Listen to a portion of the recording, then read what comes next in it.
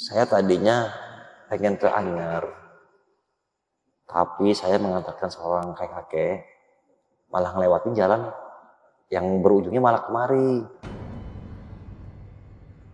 Terus si penduduk ini bilang ke si Anto, "Ini hati-hati, Ceng." Dia bilang gitu kan. Apa itu? Lah kenapa, Pak? Ini Gantarawang. Gantarawang. Gantarawang tuh apa, Pak? Jeh, kumaha? Kata nyaho, Gantarawang eta kerajaan jin terbesar di Banten. Gitu. Kaget dong si Anto. Oke, iya. Kita pun kaget. Kita kan, Bapak itu bilang, itu ada orang. Itu dibalik di tengah-tengah pohon itu. Dia bilang. Jadi di pohon itu tuh ada batu juga. Jadi dia seolah lagi, yang bapak itu lihat lagi duduk dia. Duduk tapi sambil bersila tapi palanya ke bawah nunduk-nunduk begini.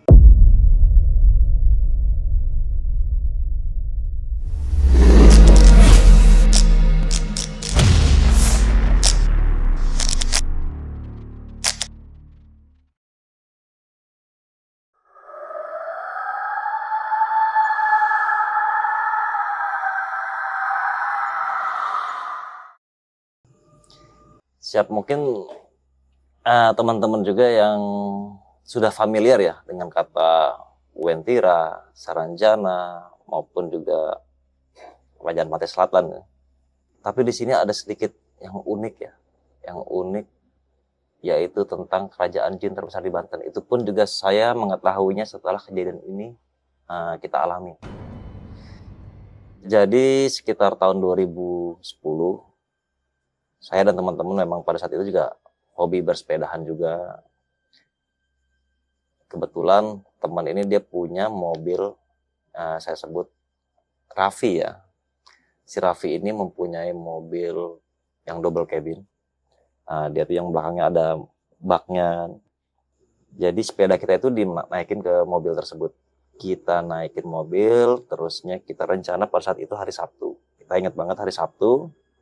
Sebelumnya di beberapa hari sebelumnya memang kita udah merencanakan ingin melakukan ya jalan-jalan menyisir pantai lah, pantai Anyer atau ke Carita. Jadi karena mau jalan lewat pinggir pantai dengan bersepeda.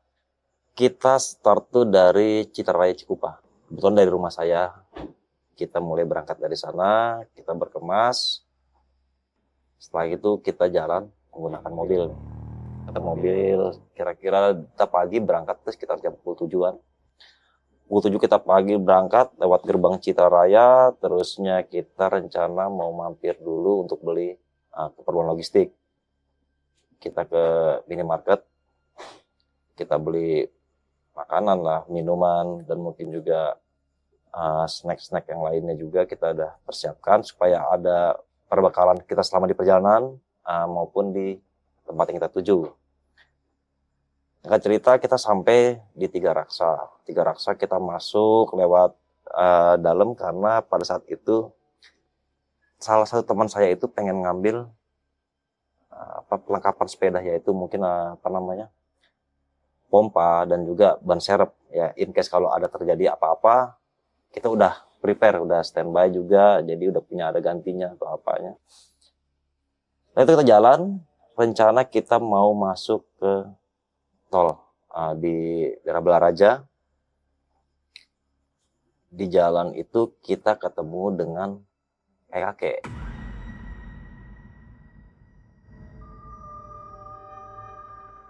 Nah, kakek kita ketemu. Ini kakeknya jalan sendirian. Nah, kita ngomong, ajak aja yuk, kasihan jalannya. Situ kan lagi pula aksesnya nggak ada angkot, nggak ada ojek online pun juga pada saat itu juga masih belum ada juga ya, adanya ojek pangkalan. Tapi di situ dia pagi-pagi sekitar pukul 8.30-an dia jalan sendirian. Ya kita maksud hati ya pengen anterin lah. Mungkin dia searah sama kita. Setelah itu kita ajak, kayak teman saya nih, si Aldi, dia bilang, mau kemana kayak? Harep. Dalam arti ke depan lah, dalam bahasa Sunda ya. Ayo kayak saya antar kayak, ikut sama kita kayak. Dengan bahasa Sundanya udah tenang naon, maksudnya nggak apa-apa. Dia bilang, saya bisa sendiri. Setelah itu, ya udah nggak apa-apa kek. Akhirnya teman saya ini Saldi pindah ke belakang. Pindah ke bangku belakang, jadi di depan itu si Raffi yang mengemudi, saya, Aldi, sama si Anto. Nah, di tiga di belakang, si Raffi dan kakek tersebut. Sepanjang perjalanan kakek itu nggak ngomong apa-apa sama kita. Dia nggak bicara sepatah dua patah, nggak. Dia hanya bilang, kayak mau kemana? Hanya menunjuk ya. Oh ya udah. Kebetulan Pak itu ada persimpangan. Kalau kita ke jalan raya itu ambil ke ada persimpangan arah kanan ya. Itu bisa tembus ke arah Baraja, tapi kita ambil arah kiri. Kita lewat ke arah Cisoka. Punya tuh kita mau ke arah Solear. Kalau orang-orang sekitar Tiga Raksa dan sekitarnya mungkin tahu. Solear itu dulu tuh juga tempat keramat juga. Di situ ada tempat apa namanya? Kera-kera yang nggak bisa keluar dari area situ. Itu juga ada sejarahnya dulu. Sejarahnya dan kera-keranya itu nggak akan keluar dari tempat Solear itu tersebut. Setelah itu kakek itu hanya menunjuk belok kiri, tapi cuma hanya menunjuk aja. Dia minta tolong antar ke sini. Terus setiap ada belokan, dia akan cuma hanya menunjuk, tapi nggak ngomong. Yang saya herannya, ini kakeknya kok nggak ngomong, nggak mandang muka kita, bahkan cuma hanya ada tadi juga kok kelihatannya pucat gitu kan. Cuma kita positive thinking aja karena dia cuma pakai seperti kainnya baju lusuh, kayak baju kemeja lusuh begitu, terus juga celananya tuh celana kayak seperti orang petani tapi yang udah kotor-kotor gitu. Setelah itu kita sampailah suatu tempat, kita nggak tahu di mana, di situ udah jalannya hanya satu jalan itu aja. Soalnya pohon kanan kiri pohon-pohon semua udah seperti kayak hutan. Kakek itu tetap bilang, bila bukan ngomong, dia hanya menunjukin lurus, gitu, hanya nunjuk. Kita teman-teman nih, teman-teman kita, gimana? Kita udah jauh banget ini. Rencana kita mau ke tol, tapi malah ke tempat yang kita nggak tahu juga mau kemana. Temennya bilang nih si Anto, ya udah nggak apa-apa, kita antar aja. Kasihan kakeknya juga sendirian, dia nggak tahu. Ya siapa tahu dia nunjukin arah yang mungkin jalan pintas buat kita ke arah pantai yang kita tuju kan. Nah setelah itu kita ketemu jalan yang tanah. Jadi dia mulai tanah mulai berbatu nih. Berbatu tapi masih di tengah-tengah hutan. Kita nggak tahu. Si kakek itu cuma bilang cuma ngasih tanda ini. Kita ikut lagi belok ke kanan lagi. Sampai akhirnya mobil yang kita tumpangin ini bannya bocor. Karena mobilnya kan dia bannya tebal, setebal itu nggak taunya itu entah kena paku atau apa, tiba-tiba bocor. Pas dilihat nggak taunya pentilnya itu sobek ya, sobek. Kita berhenti, kita parkir di pinggir jalan. Jadi itu jalan yang tanah yang berbatu itu di pinggir jalan itu ada ya seluas seperti cukup buat satu mobil. Cuma itu rumput semua. Akhirnya kita parkirin di situ. Kita cari batu-batu juga, batu yang sedikit pipih juga gitu kan. Karena kan kalau untuk dongkrak seenggaknya tempatnya harus datar ya. Karena kontur di sana kan juga tanahnya itu ya tanah berair. Dan juga kita nggak tahu juga ambles atau tidaknya. Setelah itu pas diambil ban serep yang dari bawah, kan dari kolong, kita mulai masang ini ban. Dongkrak udah kita pasang, ban serep udah kita siapin, kita berempat turun. Pas ingin balik lagi, pengen ngebilang, kek turun dulu kek. Kakek itu udah nggak ada. Kakeknya udah nggak ada. Kita ingat nih, yang terakhir kali yang di mobil adalah Raffi, karena Raffi kan driver di depan. Harusnya dia tahu dong kemana, atau mungkin ada omongan lebih lanjut, dia izin dulu iya saya mau keluar dulu atau saya pengen jalan duluan atau apa, tapi nggak ada omongan dan nggak tahu, kita semua nggak tahu nih kakek ini kemana. Udah habis itu pas kita pasang ban ini, karena di situ tempatnya seperti hutan-hutan, jadi kita nggak dapat sinyal, jadi nggak ada GPS, nggak ada apa, sama-sama ngeblank semua. Kita mau balik lagi pun juga itu kita rasa jauh. Akhirnya setelah ban dipasang, ya udah kita jalan tanpa ada kakek itu. Pas kita jalan tanpa ada kakek, kita berempat. Jadi akhirnya saya pindah lagi duduk di depan. Duduk di depan, Raffi, Anto, dan Aldi di belakang. Pas nyampe kira-kira 2 kilo dari tempat kita ganti ban, ingat di situ ada jalan seperti udah mulai dicor-coran tapi udah mulai hancur. Oke. Pas hancur kita berhenti di pinggir kiri itu ada seperti selokan besar, kira-kira kurang lebih ada sekitar 1,5 meter sampai 2 meter. Sampai situ pula ban mobil kita bocor lagi. Bocor. Di situ nggak ada siapa-siapa, nggak ada orang lewat. Nggak ada pemukiman warga juga. Satu-satu cara gimana? Jadi dengan susah payah ban itu kita bongkar. Oke. Ban kita bongkar, jadi kita ambil ban dalamnya.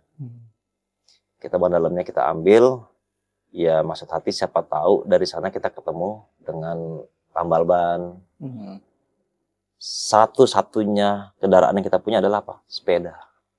Oh iya benar. Nah, ini awalnya mulai kejadian yang mulai nggak enak yang kita rasain. Apa itu? Sepeda ini akhirnya satu diturunkan dipakai oleh Raffi dan membawa ban dalam.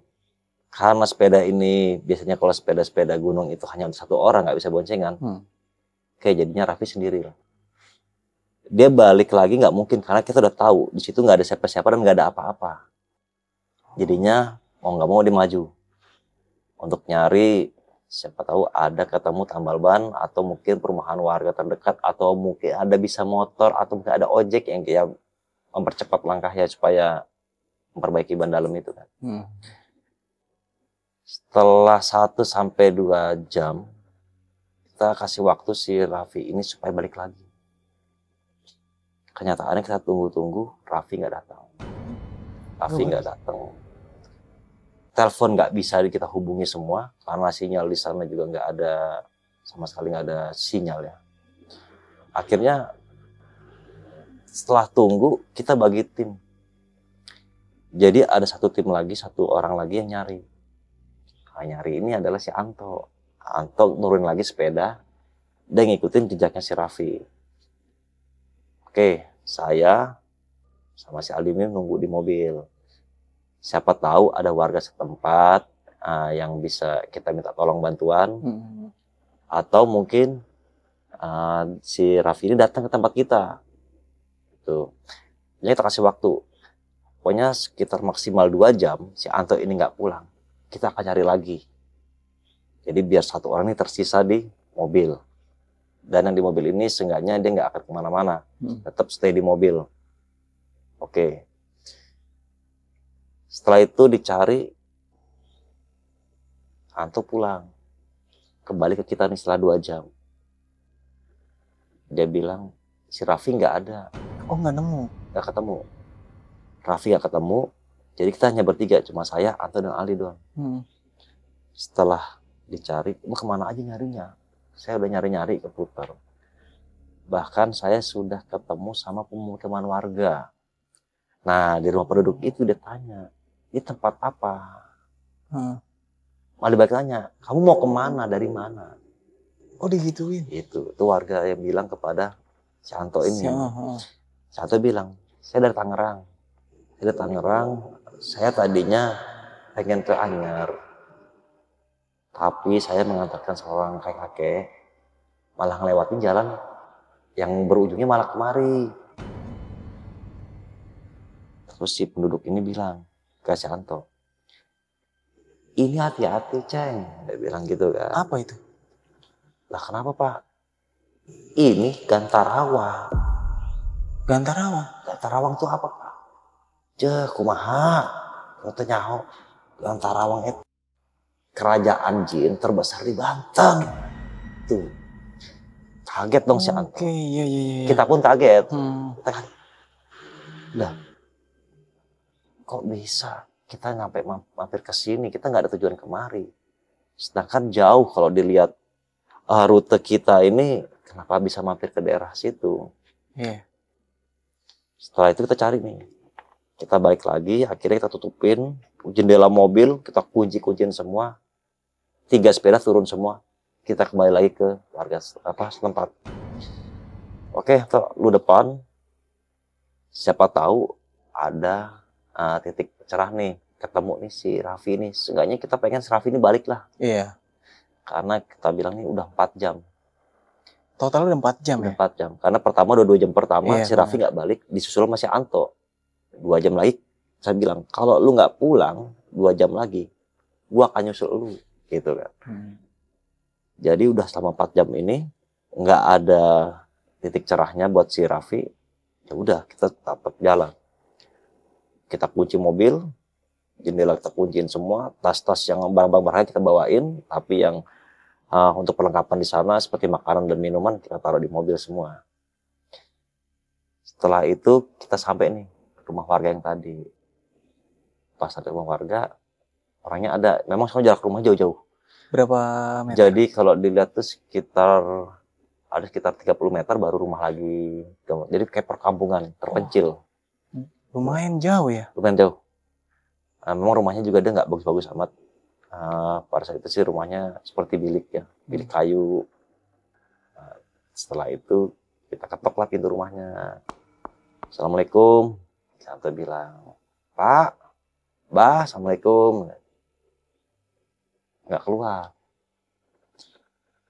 Keluar dari pintu samping dia. Jadi samping rumah ini ada pintu lagi. Nah, dia lewat situ keluar. Ceng, ya, kumaha, baturna, gimana temannya? Dia bilang, belum pulang, Pak. Kita belum ketemu.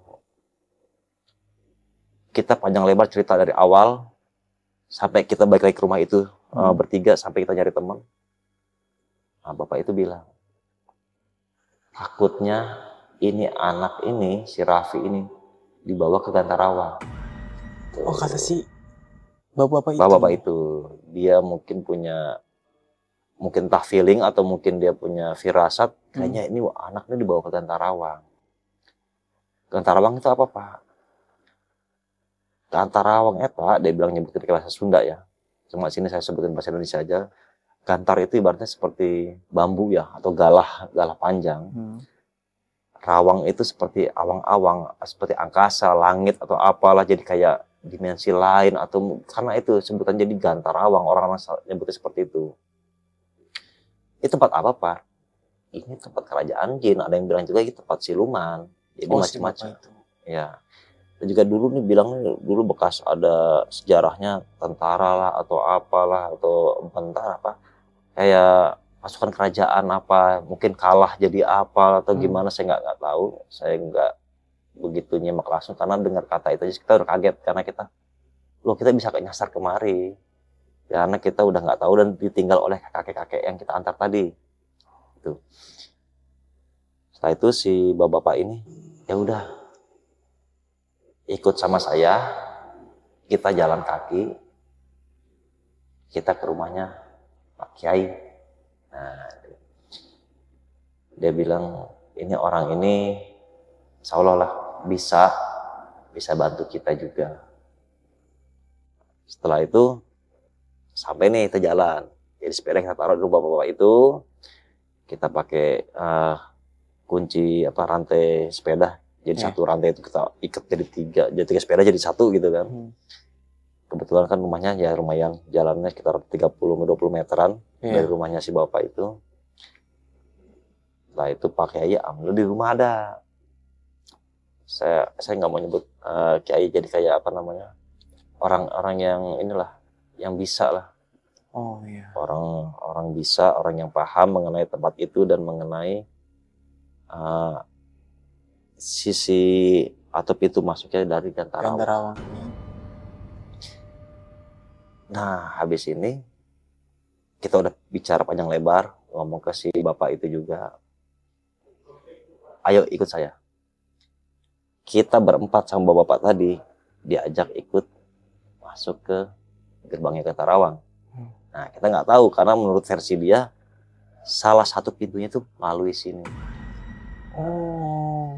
Jadi di jalan tuh dia cerita nih, si bapak-bapak yang apa namanya ahli spiritual ini bilang gitu. Biasanya kalau ada yang hilang di Gunung Karang atau di daerah tempat sekitarnya, itu akan ditemukan di tempat titik poinnya, check poinnya atau tempat pusatnya Gantarawang ini. Itu kayak perbukitan, situ apa namanya, dilingkari oleh pohon-pohon, dan kadang sama warga setempat tuh kadang ditutup pakai kain. Tuh. Jadi warga setempat tuh memang tahu ya, Gantarawang itu tempat apa, penghuninya apa. Dan juga kalau ada yang bilang juga kalau Gantarawang itu kalau setiap ada hari tertentu dia akan merayakan, akan mengambil yang dari alam manusia. Cuma kita nggak tahu tuh versinya orang. Seperti tumbal ya. Bisa jadi tumbal atau bisa jadi orangnya yang ambil ini itu dipekerjakan di sana. Oh. Tuh. Okay. Dan juga mungkin ada yang disuruh jadi budak lah, ibarat jadi koki lah, atau mungkin dia tuh jadi tukang kayu atau jadi tukang bangunan, kita nggak tahu di sana. Cuma dia bicara seperti itu. Ada versi yang menyebutkan ibaratnya kalau bangsa dari manusia itu kalau ditarik dari Gantarawang ini, dia akan dipekerjakan sebagai budak di kerajaan tersebut. Terus saya cerita, bapak ini mengatakan kita di pintu gerbang. Pintu gerbangnya ini seperti kayak ada pohon besar. Di tempatnya itu nggak taunya ke arah parit yang selokan yang tadi kita awal yang bannya baca pertama tuh. Oh. Di arah situ dia nggak tahu dia bicara apa, seperti kayak ngucapin doa atau apa. Kita mulai masuk. Kalau ada yang manggil selain kita, terus juga kalau ada yang ngasih sesuatu ke kita, jangan diambil, dia bilang kayak gitu. Oke. Setelah itu tuh jalan jauh, saya nggak tahu sampai sampai mana dan di mana. Saya cuma ngikutin si bapak ini yang ahli spiritual ini. Kita ikutin beliau. Singkat cerita, sampailah kita yang dia sebut titik pusatnya kerajaan itu. Kita panggil-panggil nama Raffi nih. Nama Raffi kita panggil, tapi beliau itu nggak ada. Nggak ada nyaut, nggak ada yang dia membalas panggilan kita, nggak ada. Setelah dipanggil, bapak itu bilang, itu ada orang. Itu dibalik di tengah-tengah pohon itu. Jadi di pohon itu tuh ada batu juga. Jadi dia seolah lagi, yang bapak itu lihat lagi duduk dia. Dia duduk tapi sambil bersilat tapi palanya ke bawah nunduk-nunduk begini. Oh. Tuh dia. Jadi bapak itu ngelihat, kita nggak ngelihat. Saya, Anto, Aldi sama bapak yang tadi yang pertama kali ketemu sama Anto itu dia nggak ngelihat sama sekali. Habis itu bapak itu dia si ahli spiritual ini dia ngucapin ya entah doa atau mantra, saya nggak tahu karena waktu itu pakai dicampur dengan bahasa Sunda ya, saya nggak tahu. Bentar lagi muncul ya, bentar lagi muncul. Dia bilang kayak gitu, iya ayah ya. Dia baturna ayah di situ. Nih temannya ada di situ, dia bilang gitu kan. Kota Kiai itu? Ya kata si orang pintar ini lah. Pintar itu, ya. Setelah itu nggak lama memang tiba-tiba hujan nih. Hujan besar, di situ kayak ada balai untuk kecil. Entah itu buat tempat istirahat atau mungkin itu tempat buat para peziarah atau mungkin yang mencari pesugihan, itu tempatnya istirahat mereka, kita nggak tahu. Pokoknya itu ada tempatnya, atasnya seng. Kita istirahat dulu di situ. Kita istirahat. Setelah itu pas habis hujan selesai, muncul teman saya itu si Raffi. Tapi kondisi dia nggak kayak ngeblank gitu loh. Oh. Jadi dia nggak tahu apa-apa, dia diem aja. Pas disamperin, si Raffi ini cuma kayak kosong, pikirannya kosong. Dia seperti dia lihat kita, tapi dia nggak kayak lu nggak kenal aja, kayak orang gimana hilang ingatan. Iya, Bi, lu kemana aja? lu gituin tuh. Kita ngomongin, lu kemana aja? Cuma ngeliatin kita doang, tapi nggak ada ngomong apa-apa, nggak ada balasan dari kita. Udah akhirnya si orang pintar ini, ya dia entah bicara apa gitu kan, saya nggak jelas, dia kayak komat kamit begitu kan. Kita berdiriin nih si Raffi kita berdiriin, kita angkat, kita papah jalan. Oh, balik lagi ke arah yang waktu kita masuk, yang dia bilang gerbang pintu Gantarawang. Nah setelah itu bapak itu bilang nih, si yang orang pintar ini, tinggalin saya dulu di sini, kalian duluan. Nah, maksudnya duluan kemana nih? Kita berlima ini duluan dulu. Jadi saya, Anto, si Raffi, dan Aldi bersama bapak-bapak yang tadi ketemu yang pertama kali suruh duluan. Nah yang orang pintar ini entah apa, dia ada komunikasi apa dengan pihak sana, dengan bangsa itu, saya nggak tahu. Pasti dia minta duluan aja, nanti biar saya nyusul. Jadi kita turun nih berlima, ikutin jalur yang tadi sambil memapasi Raffi ini. Memang jalannya juga memang nggak begitu lebat juga, dan memang kita bisa bertiga jalan gitu kan. Walaupun jalan setapaknya ada, tapi itu kita nginjek-injek rumput. Nggak jauh si orang pintar ini ikutin kita dari belakang.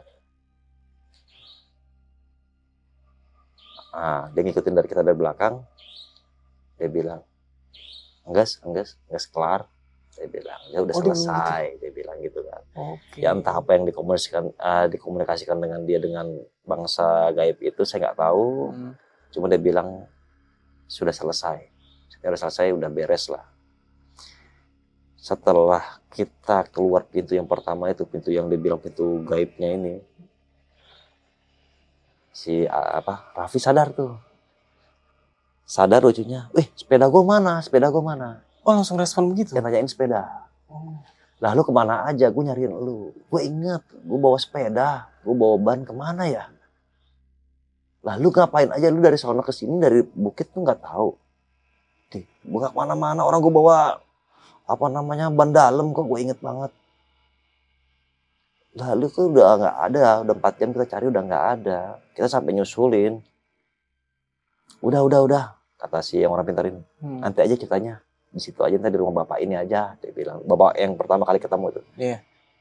Kita sampailah di rumah bapak itu, kita cerita nih, kita ngobrol-ngobrol berenam. Sambil temen ini, si Anto ini sambil ngebukain kunci sepeda juga kan, karena sepedanya dirantai kan, dikunci. Nah setelah itu cerita, apa sih lu ngapain yang lu rasain, lu cerita apa, ada peristiwa apa yang lu selama 4 jam lu hilang. Wah enggak, perasaan gua nggak kemana-mana, tapi gue capek.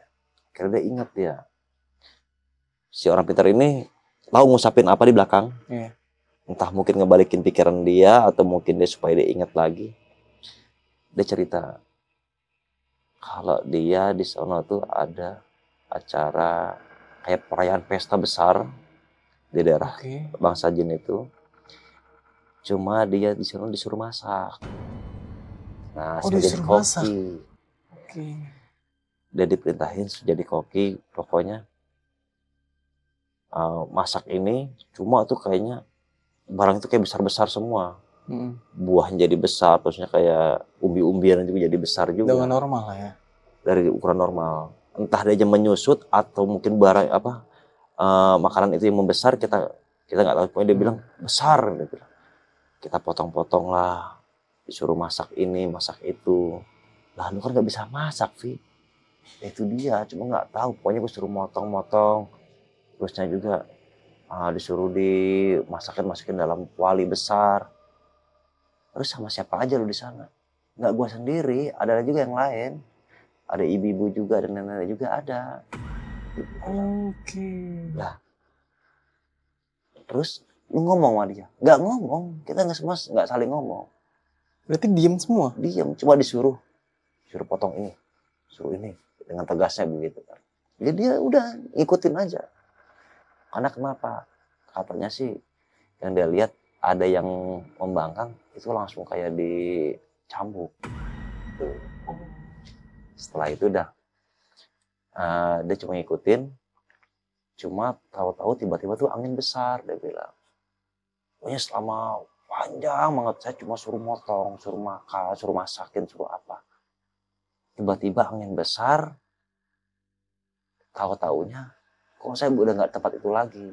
Udah pindah. Udah pindah. Nah mungkin itu yang saya pikir. Si Raffi ini. Mungkin si Raffi ini dia udah pindah, udah mulai sadar ada di tempat-tempat yang tadi pusatnya kerajaan itu kali. Ya kita nggak tahu.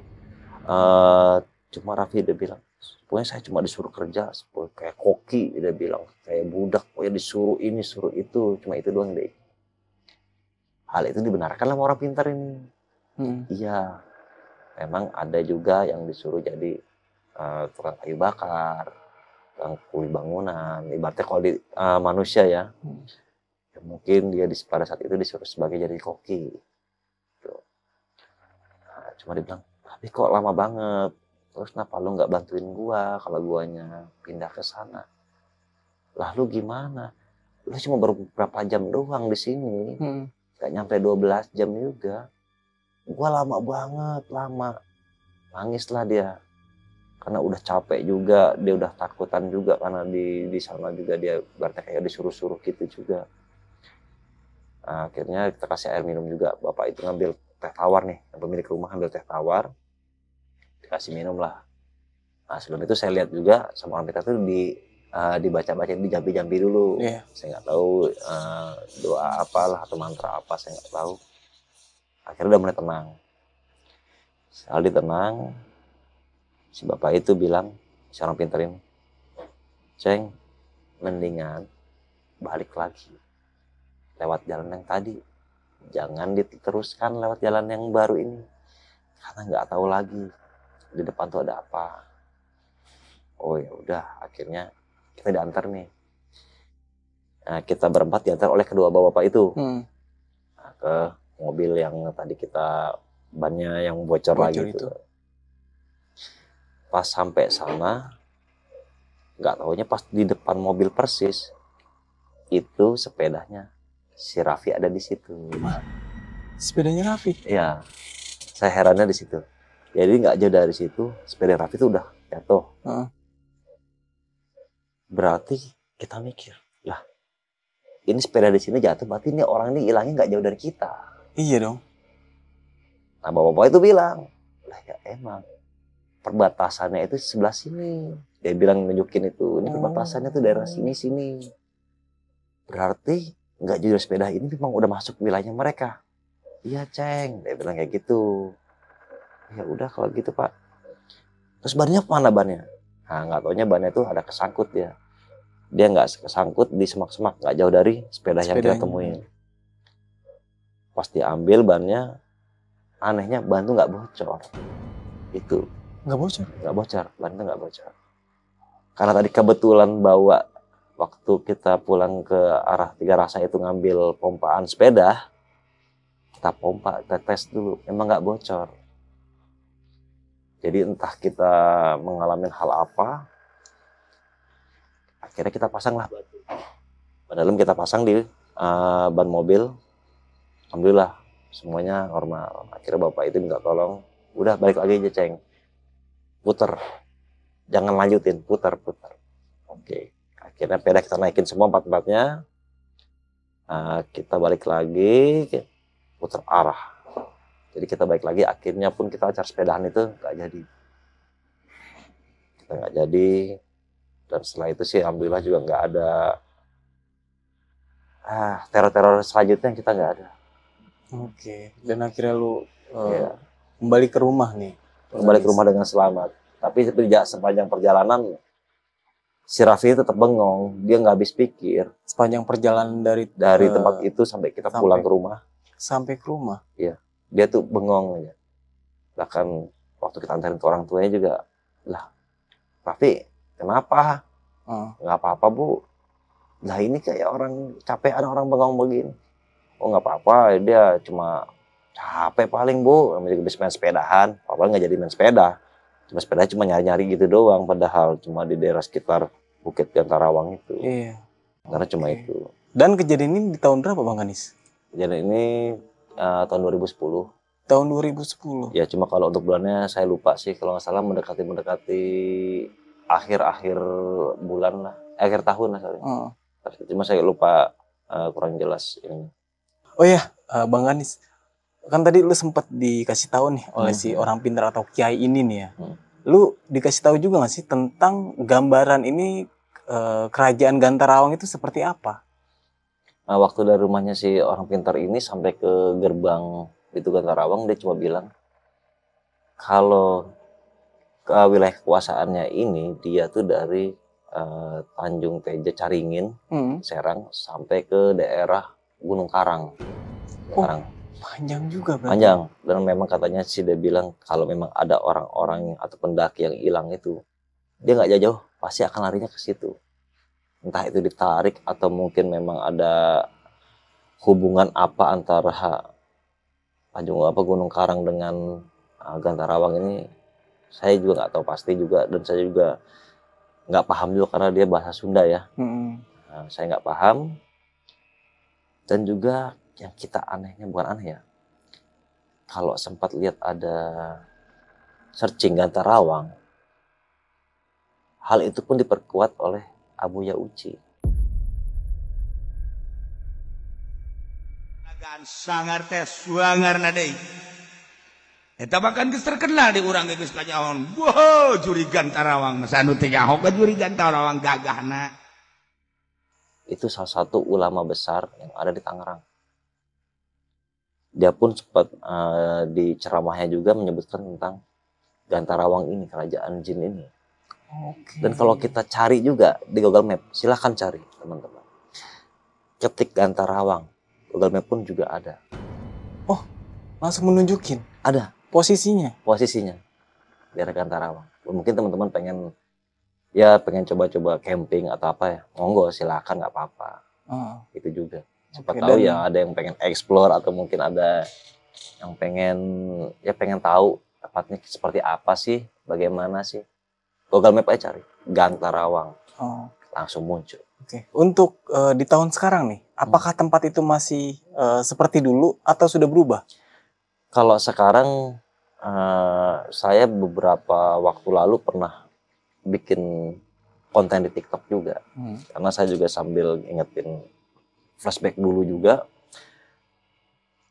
Kalau sekarang saya nggak kesana, belum pernah kesana lagi. Oh, belum pernah kesana lagi. Tapi waktu saya lihat pakai Google satelit, itu sudah banyak berubah.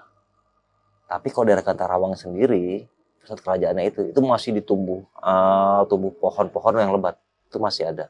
Tapi sekitarnya situ udah ada dibangun mungkin perumahan, udah sawah-sawah atau apa seperti itu. Tapi itu saya lihat dari Google Map yang saat ini, yang pakai Google satelit ya, itu lebih jelas. Dan kalau pengen lihat juga seperti apa kondisi terakhirnya pakai Google Map, bisa lihat sendiri atau mungkin bisa lihat di TikTok saya juga bisa. Oke, berarti teman-teman semua kalau penasaran sama kerajaan jin yang ada di daerah Gantarawang ini, kalian bisa share nih ya Bang Ganis ya? Bisa. Di Google itu mungkin sejarahnya itu banyak ya tentang Gantarawang itu tersendiri ya? Betul. Jadi ada beberapa versi juga mengenai Gantarawang. Cuma di sini saya nggak berani bicara dari versi mana, dari sudut pandang mana, karena hal seperti ini takut salah. Iya, benar. Daripada itu mendingan ya supaya misteri ya biar jadi misteri saja. Iya, soalnya setiap orang punya pandangannya masing-masing ya. Setuju. Betul, ya. Oke. Untuk kondisi Raffi ini sekarang itu seperti apa? Alhamdulillah sih, Raffi sekarang udah normal juga. Emang kejadian udah lama banget ya. Udah hampir 14 tahun yang lalu juga, dan sekarang juga dia beraktivitas seperti biasa. Oh, udah normal kembali. Udah normal, dia udah bekerja juga, dan saat ini juga terakhir saya ketemu 2 hari lalu juga dia waktu kita acara sebelum puasa juga kita ngadain kumpul-kumpul dulu gitu kan. Setelah itu sampai saat ini kondisi dia alhamdulillah baik dan normal. Ya, alhamdulillah. Pas ketemu Raffi waktu kejadian hilang itu, sempat gak sih ngebahas lagi tentang kejadian waktu? Selalu, kadang kalau kita ketemu otomatis, wah tau gitu malu gue biarin lu di sana lu, lu kayak gini rese amat lu, gue bilang gitu kan. Sering gitu kalau kita berempat ketemu ledek-ledekan gitu kan. Karena kita punya grup juga tuh sama salah satunya ya dengan si Raffi ini kan. Iya. Lu jangan rese deh Pi, lu udah untung lu tinggalin di sono tahu rasa tuh. Teman-teman tuh pada ledek-ledek seperti itulah, normal-normal ledek, jadi cuma flashback yang ada paling cuma ketawa-ketawa doang. Oh, kenapa nggak biarin di sono? Ya ngaco lu gitu doang. Tapi kalau misalnya si Raffi tinggal di sana juga, kalau misal balik lagi ke sini udah jadi safe mungkin ya? Ya mungkin juga, dan juga kita nggak tahu juga pulang. Waduh, sangkanya ini penculikan orang atau gimana? Bahaya juga. Bener juga, ngerinya keluarganya juga panik. Betul, nggak taunya perginya bertiga nih yang orang-orang ini lah. Si Raffi kemana? Wah, wassalam dah kita juga. Oke, terima kasih nih Bang Ganis sudah mau hadir di podcast kita dan membagikan sebuah kisah yang dimana ada salah satu teman lu yang sempat hilang dan masuk ke kerajaan jin yang ada di daerah Banten ini ya. Oke, mungkin buat teman-teman semua yang ingin mencari tahu tentang kisah Gantarawang tersendiri, kalian bisa searching Gantarawang itu seperti apa. Oke, mungkin itu aja. Gua Nardi pamit undur diri. Sampai jumpa di video-video selanjutnya. Wassalamualaikum warahmatullahi wabarakatuh.